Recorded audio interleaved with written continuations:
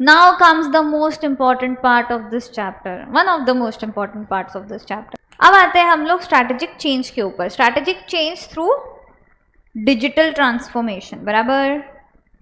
सबसे पहले तो strategic change. Changes in the environmental forces often require businesses to make modifications in their existing strategies. जो भी environment में change हो रहा है उसके हिसाब से जो हमारी organization है उसमें भी change करना पड़ेगा. क्या? Yes. कोविड आया तो सबने अपनी organizations में भी कुछ कुछ changes लेकर के आए. Yes. तो steps to initiate the change लाना ये easy process है क्या? डिफिकल्ट है थोड़ा सा.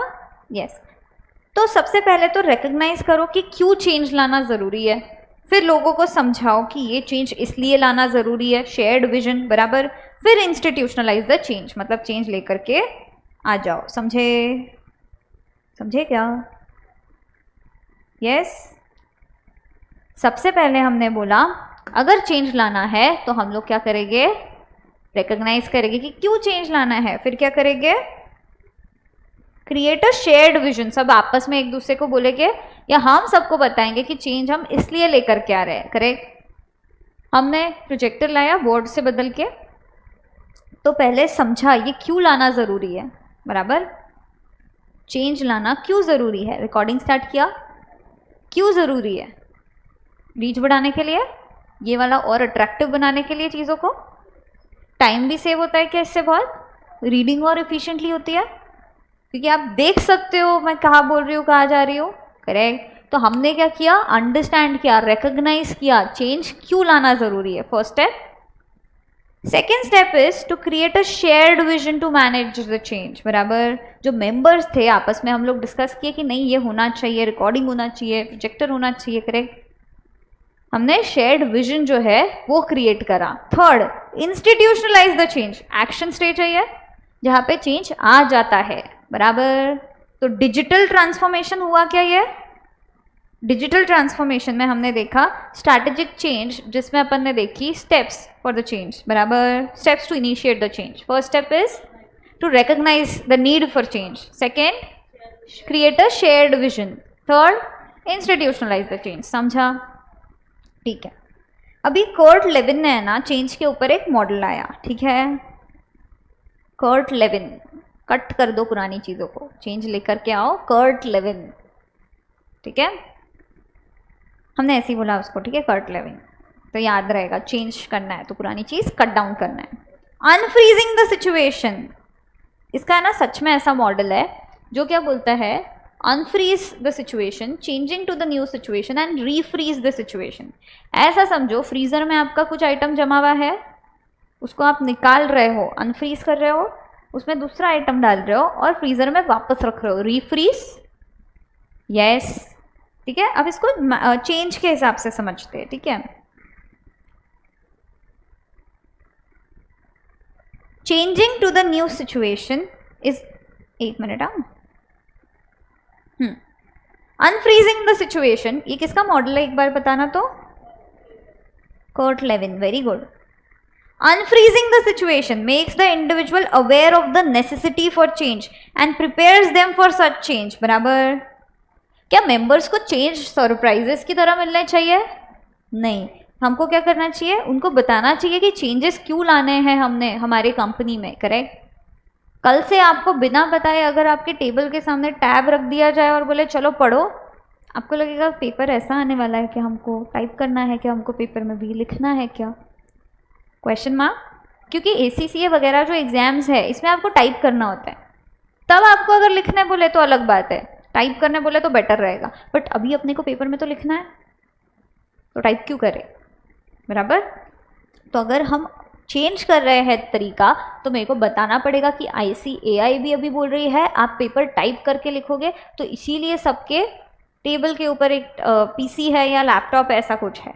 ठीक है. तो पहले makes the individual aware of the necessity for change and prepares them for such change. Unfreezing the situation.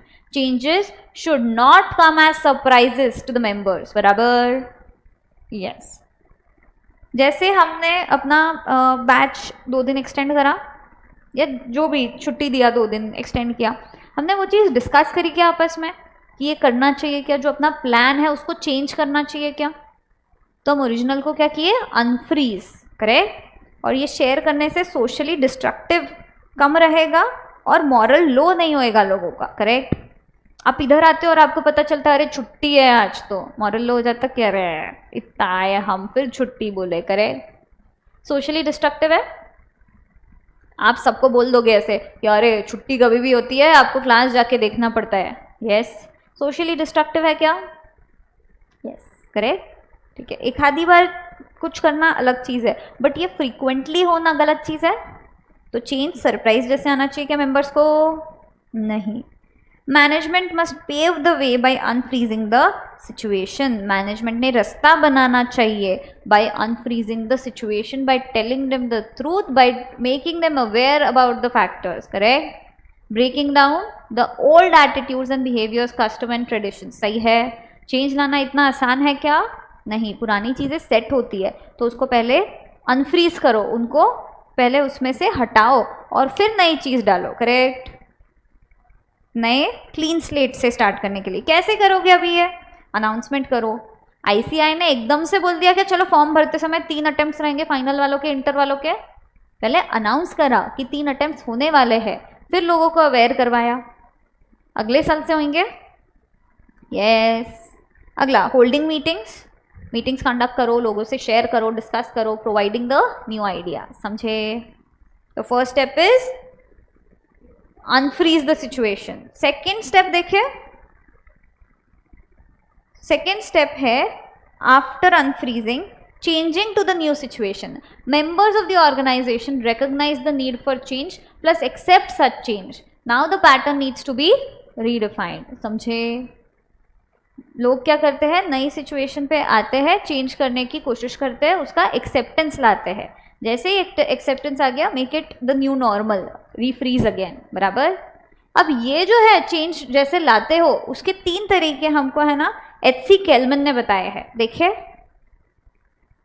एक बोलता है कंप्लायंस, सबको बोल दो करना है तो करो, मतलब करा तुमने तो रिवॉर्ड मिलेगा, अगर नहीं करे तो पनिशमेंट मिलेगा, करना है तो करो, नहीं तुमको करना ही पड़ेगा, अगर किया तो रिवॉर्ड, नहीं किया तो पेनल्टी, बराबर।